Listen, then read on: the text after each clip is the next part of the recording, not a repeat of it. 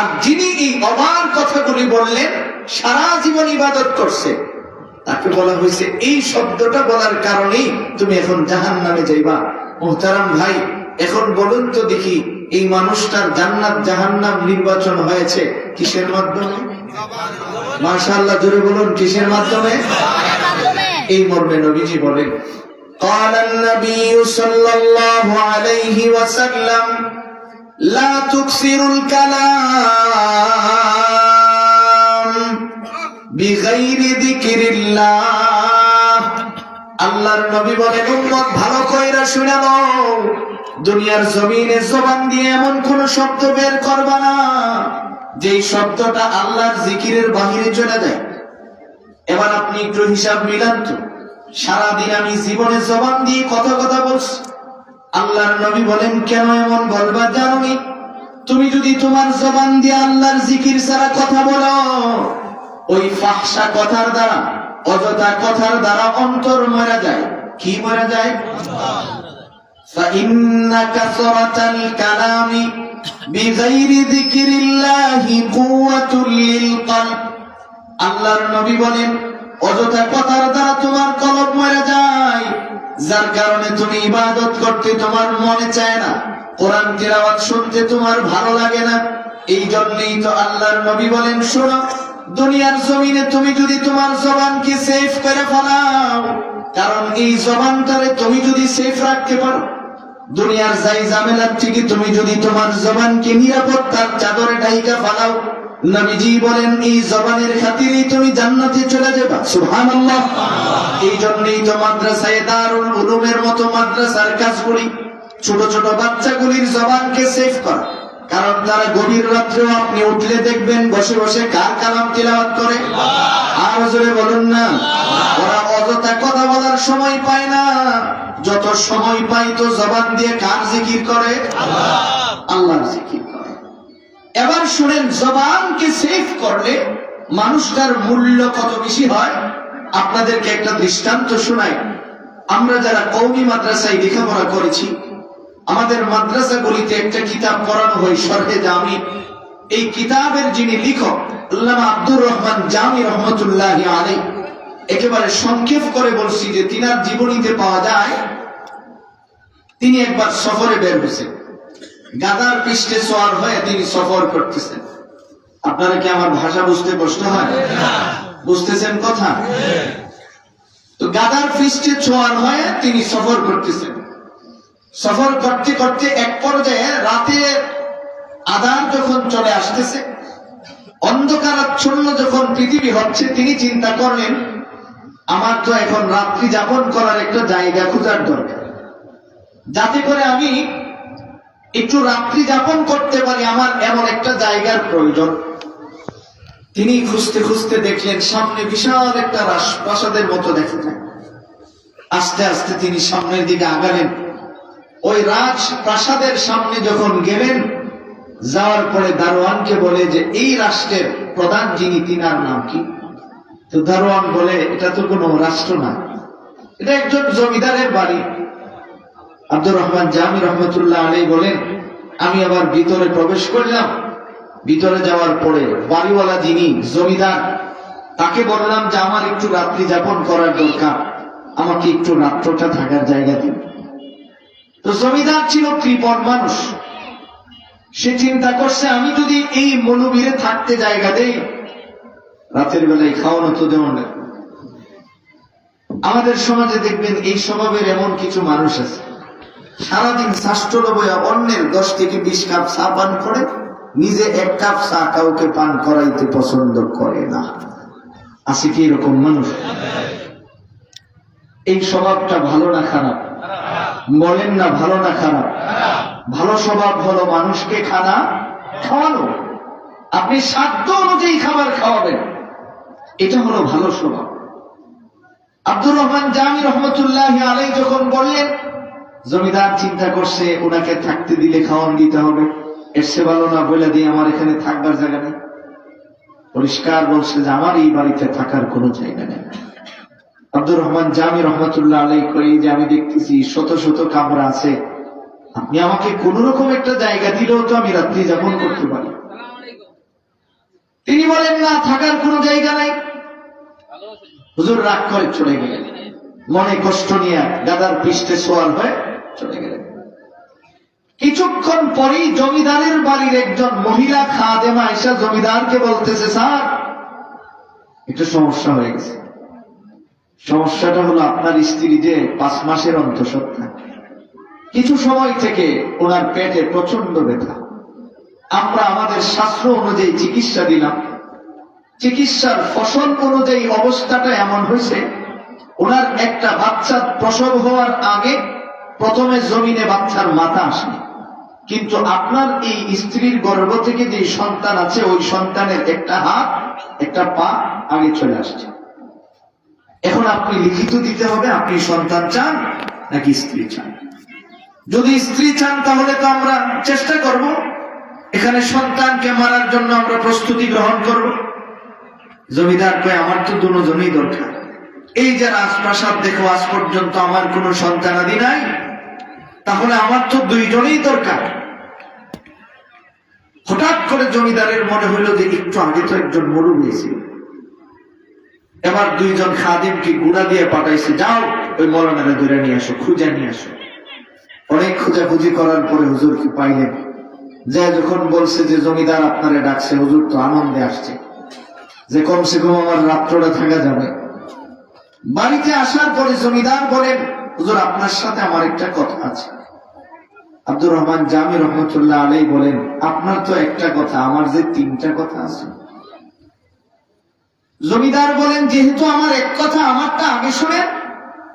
আব্দুর রহমান জামি রহমতুল্লাহ আলাইহি বলেন, না, প্রথমে আমি আসছিলাম, আপনি আমাকে তাড়িয়ে দিয়েছেন, এবার আপনার প্রয়োজনে আপনি আমাকে আনছেন, কাজেই আগে আমার কথাগুলি আপনাকে শুনতে হবে। তো জমিদার বলেন, একটু তাড়াতাড়ি বলেন হুজুর, আমার একটু সমস্যা আছে, আপনি একটু তাড়াতাড়ি বলেন। তো 1 নাম্বার, আমার গাধাটাকে রাতের বেলায় থাকার জায়গা দিতে হবে। তো জমিদার কয়, এটা কোনো ব্যাপার না, আপনার গাধারে আমি এক রুমে রাখবো, প্রয়োজনে 3 জন খাদেম দিব, যেন সারা রাত এই গাধারে খাওয়ান খাওয়ায়, সকালে দেন আপনি গাধা নিয়ে সফর করতে পারেন। যেই বেচারা প্রথমবার মানুষকে খাওয়ান দিব এই জন্য থাকবার জায়গা দেয় নাই, আর এখন গাধারেও খাদেম দিতে রেডি হয়েছে। শুধু খাওয়ান না, যে আমি প্রয়োজনে 2 জন খাদেম লাগাইয়া দিব। এবার আব্দুর রহমান জামি কয়, আমার 2 নাম্বার কথা, আমারও তো থাকার জায়গা লাগবে। এবার জমিদার কয়, এই যে দেখেন এই শত শত কামরা আমার বাড়িতে সবগুলি খালি করে দিয়েছে। আচ্ছা বলুন তো দেখি, তিনি একটু আগে কি বলছিলাম, থাকার জায়গা, আর এখন কি কয়, সব।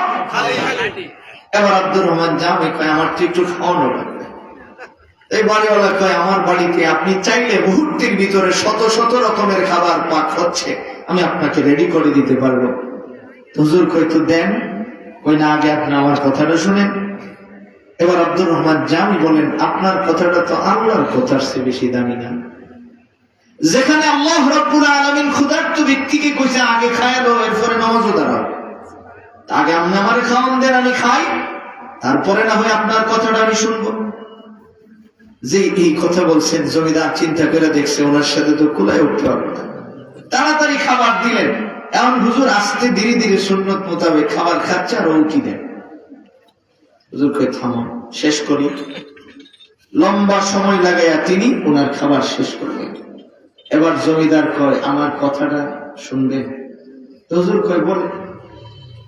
জমিদার কই, তো আগে ভিতর থেকে খবর নিয়ে আসি যে এই কথাটা কইতে আইছিলাম, ওদিকে লোকটা আছে না গেছে, এটাও তো আমার জানার দরকার আছে। ভিতর থেকে খবর নিয়ে আসছে, আইসা আজকে করে বলতেছে, হুজুর আমার একটা তাবিজ দেন। এরকম কাগজ কলম দিছে, দিয়ে আমার একটা তাবিজ লেখা দেন। কিসের তাবিজ? আমার স্ত্রী অসুস্থ, এই হালত, এটা তাবিজ দেন। হুজুর মুসকে হাসি দিয়ে কইছে, আমি তো তাবিজ লিখতাম পারি না। জমিদারের রাগটা কেমন উঠছে মনে করে, চিন্তা করে, লেখেন, আপনি এত বড় আলেম, আপনি তাবিজ লিখতেন না, এটা কোনো কথা হইল? লেখেন। কয় যে দমক দিছে আব্দুর রহমান জামি, কয় আমার তো শরীর খেয়ে পড়ছে, যদি আরেকবার আমার বাড়ির থেকে রাত্রের বেলা ভাই করে দেন, আমি যাইব। কয় দেন। লিখছে, লেখেটা দিয়ে দিছে, যান এটা নিয়ে আপনার স্ত্রীর হাতের মধ্যে, এই ধরুন 10 সেকেন্ডে লেখা দিয়ে দিছে, যান হাতে নিয়ে বাইদা দেন। উনি নিজের নিয়ে তার স্ত্রীর হাতে বাঁধছেন, অল্প সময়ের ভিতরে মা এবং বাচ্চা উভয়জন সুস্থ হয়ে গেছে। আপনারা মনে মনে ভাবছেন সুবহানাল্লাহ কইলে সবটা যদি আমি ঢাকা পর্যন্ত দিয়ে যাই, মানে আমার ধারণা উচিত যে আপনারা মনে মনে ভাবতেছেন যে আমি কষ্ট করে সুবহানাল্লাহ কমু সবটা নিব গা হুজুরে, এটা হইল?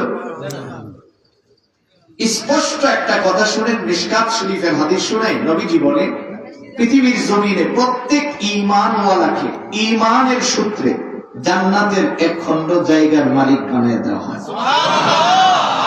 আর ওই যারা সুবহানাল্লাহ কইছেন নবীজি তাদের ব্যাপারে বলেন যে তোমার জায়গায় একটা গাছ রোপণ করে দেওয়া হয়েছে। এখন বলেন তো আপনার সুবহানাল্লাহ কইলে আমার লাভ না নিজের লাভ? নিজের লাভ তো পাগল বুঝে না, তাহলে সুবহানাল্লাহ একটু আওয়াজ দিয়ে কোন লাগতো না? না আসতে কইবেন না মনে মনে ভাবতেছেন হুজুর আপনার এলাকায় যে আমরা ঘুমের সাধনাত আছি, বিষয়টা এরকম? এবার শুনেন, আব্দুর রহমান জামি রহমতুল্লাহ আলাইহি তাবিজ দিলেন, বাচ্চা সুস্থ প্রসব হয়ে গেল, মা সুস্থ হয়ে গেল।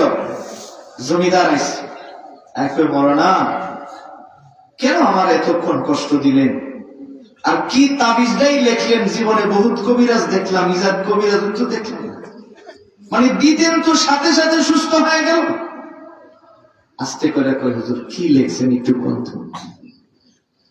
হুজুর কয় তোমার কাম তাবিজ নাও না, আমি দিলাম তো কি লিখছি এটার দরকার কি? না হুজুর বলেন না, একটু মনটা চায়। এবার আব্দুর রহমান জামি তো সরল সহজ মানুষ, তিনি মুসকে হাসি দিয়ে কয় আমি লিখছি আল্লাহ, আমি তো তাবিজ লিখতাম পারি না। কি লিখছেন? আল্লাহ আমি তাবিজ। আপনারা কি আমার উপরে রাগ করতেছেন? আপনারা যদি অসুবিধা হয় আমার কিন্তু ডাবল সুবিধা, কারণ যখন বুঝুন যে আপনার অসুবিধা তখন আমি কম আল্লাহুম্মা আমিন, আর আমার যাইতে সহজ হইল। কারণ আগামী কাম একটু বেকলের মতো কাজ করে ফেলাইছে আর কি। জোহরের পরে বিয়ানীবাজার সিলেট থেকে আরো প্রায় 70 কিলো দূরে, তো বুঝতেছেন আমি কোন কন্ডিশনে আছি। এরপরে গলাটাও তো দেখ দিরা হয়ে গেছে, মানে স্বাস্থ্যটাও বেশি ভালো না। গাড়ি তোটার পরে একেবারে মাথার থেকে শুরু করে এই সারা পুরাটা ব্যথা করতেছে। যদি মনে করেন উঠবার আগে এই জিনিসটা বুঝতাম তাইলে ছুটি নিয়ে নিতাম, আইতাম না। কিন্তু গাড়ি তোলার পরে মোটামুটি ঘন্টা খানেক গাড়িতে চলার পরে তখন বুঝছি যে এই ব্যথা আস্তে আস্তে আসতেছে। এখন আলহামদুলিল্লাহ আপনাদের বসা দেখে আর এখানে বসার পরে আলহামদুলিল্লাহ এখন আপাতত ব্যথাটা মনে হচ্ছে যে চলে গেছে, ওষুধও খেয়েছি। আপনাদেরকে আমি যদি একটু সময় দেন আমি আমার এই বিষয়টা একটু বুঝাইতে চেষ্টা করব। কেননা আমরা আমাদের অবস্থাটা কি দেখেন। আপনি ইবাদত বেশি করার দরকার নেই তো, কারণ হাদিস শরীফে রাসূল বলছেন আখলিস দীনাকা ইয়াকফিকা আমালুল কলব। এই কথাটা আপনি সহজে বুঝবেন আমি যদি আপনাদেরকে আমার এই আয়াতটা নিয়ে মূল কথাটা বুঝাতে পারি। যা বলতেছিলাম হুজুর কয় আমি তো লিখছি আল্লাহ, আমি তো বীজ লিখতাম পারি না। লোকটা কয় হুজুর মস্কারি করে, ভালো করে কোন কি লিখছে? হুজুর কয় আরেকটু শব্দ লিখছি যে আল্লাহ আমি না লিখতাম পারি না, কিন্তু তোমার এই বান্দা যে আমাকে ছাড়ে না। হুজুর এটা তো কথা না, আপনি কি লিখছেন একটু বলেন না। এবার আব্দুর রহমান জামি কয় আমি 3টা শব্দ লিখেছিলাম, 2টা তোমার শোনাইলাম, আর শেষ শব্দটা শুধু আমি এই শব্দটা লিখছি যে তুমি তো রহমান।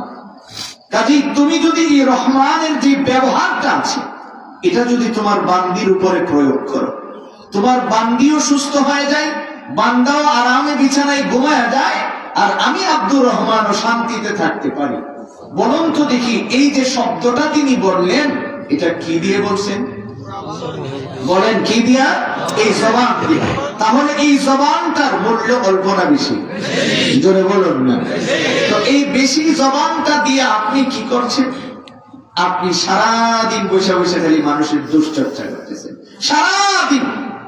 মনে করেন 2-4 জন একসাথে হইলেই মনে হয় এখানে একজন মুতাকাল্লিম থাকে, ওনার কথার দ্বারা বোঝা যায় যে দুনিয়াতে তাই নয় ভালো মানুষ আছে, আর যারা এই অত্র এলাকার আছে সব বুঝি ধ্বংস হয়ে গেছে। এমন লোক আছে না? আল্লাহর রাসূল কই মান হালাকান নাস ফাহুয়া আহলু, যে কই গোটা জাতি ধ্বংস বুঝানি বাবা নিজেই ধ্বংস হয়ে গেছে। যার কারণে আপনি আপনি আপনার জবানটাকে কিভাবে সেভ করবেন আপনি দেখেন। আমার ভাইজান, আপনার আমার নবী বিশ্ব নবী মুহাম্মদুর রাসূলুল্লাহ সাল্লাল্লাহু আলাইহি ওয়াসাল্লাম বলেন, উম্মত ভালো করে শোনো, রাতের বেলায় ঘুমের মধ্যে আমি স্বপ্ন দেখি জিবরাইল আমারে জান্নাতের সামনে নিয়ে গেলেন, ঘুরায় ঘুরায় আমারে জান্নাত দেখাচ্ছেন। সুবহানাল্লাহ। এক পর্যায়ে আমারে জাহান্নামের কিনারের দিকে নিয়ে হাঁটতে শুরু করলেন। কিছু সময় যাওয়ার পরে আমি তাকায়া দেখি একেবারে সুদর্শন একজন যুবকের মতো দাঁড়িয়ে আছে। অনলাইন মারফতে কিছুদিন আগে আমরা দেখছি আমগুর দেশে নাকি একজন সুদর্শন যুবক দেখছেন। আমি বুঝতেছি, ওরে দেখার পরে বুঝছি যে আসলে আমরা কোন সুদর্শন না, আমরা একজন সুদর্শন দেখেছি। তো মুরব্বীরা তো কইতে পারতেন না, ফুটাবান কইতে পারবো, ওরে দেখলে আপনি বুঝতেই পারতেন না তাই বেড়া নাবি বেটির মতো দেওয়া যায়। হাকিম মোহাম্মদ লিখেন যে এক লোক নিজেরে খুব চালাক দাবি করে, তো তাই একটা শার্ট পরছে, তো শার্টের বোতাম গুলি পিছন দিক দিয়ে লাগেছে। কোন দিক দিয়ে লাগেছে? তা আমাদের নরমালি বোতাম কোন দিকে থাকে? আরেকজন জিগাই কিউ সবাই খালি লাগাই সামনে, তুমি যে পিছনে একটু বুঝছো না। আমি রাস্তা দিয়ে হাঁটলে মানুষের জন্য বুঝতো না পারে আমি আই না যাই, মানে আমি আইতাছি না যাইতাছি এটা তো বুঝতো না, কারণ বোতাম দেখলে বুঝবো কি আমি বলেন না আইতেছি, কারণ বোতাম তো ওই দিক দিয়ে, আর মূলত আমি কি করতেছি যাইতে আছি। তো যেই সুদর্শন করে দেখাইছি, এটা দেখার পর মনে হয়েছে যে আমরা মানুষের কাতার হই করি না। আমার ভাই যে কথা বলতেছিলাম, রসুল কয় আমি দেখলাম যে সুদর্শন একজন মানুষ দাঁড়ানো। এমন সময় ওখানে যাওয়ার পরে জিবরাইল আমারে কয়, রসুল আপনি একটু ভালো করে নজর করেন। নবীজি বলেন আমি নজর করলাম, তাকে দেখি জিহ্বা তার দুইটা। আমাদের জিহ্বা কয়টা? বলেন না কয়টা? কই এই দুইটা এদিক দিয়ে ঝুলা রয়েছে, এই ঝুলাটা আগুন দিয়া পুইরা একেবারে লাল হয়ে আছে, আর এই জিহ্বা থেকে পচা রক্ত, দুর্গন্ধযুক্ত রক্ত জমিনে পড়ছে। নবীজি বলেন আমি জিবরাইলকে জিজ্ঞেস করলাম, জিবরাইল মানুষটা দেখতে এত সুন্দর, কিন্তু তার এই কাজটা কেন হলো, আমাকে একটু বলো। জিবরাইল কয় রাসূল জানেন না, আপনার উম্মতের ভিতরে এটা এমন মানুষ যিনি দুনিয়ার জমিনে মাদ্রাসায় যখন যাইতো, মসজিদে গেলে ইমাম সাহেবরে কইতো হুজুর আপনার মতো ভালো মানুষ হয় না, আবার সার স্টলে গিয়া কইতো আমরা যে ইমাম সাহেব ইলা মানুষের খাতে ইজাত স্বভাবের লোক আছে না, মানে যেখানে যায় ওখানে খেলার ধারণ করে। আল্লাহর রাসূলকে জিবরাইল কয় নবী উনি ওই মানুষ যিনি দুনিয়ার জমিনে দ্বিমুখী আচরণ করত, একজনের কাছে গিয়ে একরকম, আরেকজনের কাছে গিয়া আরেক রকম কথা বলতো। এই স্বভাবটা যদি আপনার থাকে, আপনি কি সবার আগে জান্নাতে চলে যাবেন? বলেন না জান্নাতে যেতে পারবেন? তো এই স্বভাবটা কোন জিনিস দিয়ে প্রকাশ পায়? মুখ দিয়া। বলেন কি দিয়া? তাহলে আপনি যে আপনার মুখটাকে চিনলেন না, আপনি তো আপনার জবানটাকে চিনার দরকার। নবীজি বলেন আরেকটু সামনে যাওয়ার পরে আমি তাকায়া দেখি এর চেয়ে আরো সুদর্শন আরেকজন মানুষ দাঁড়ানো।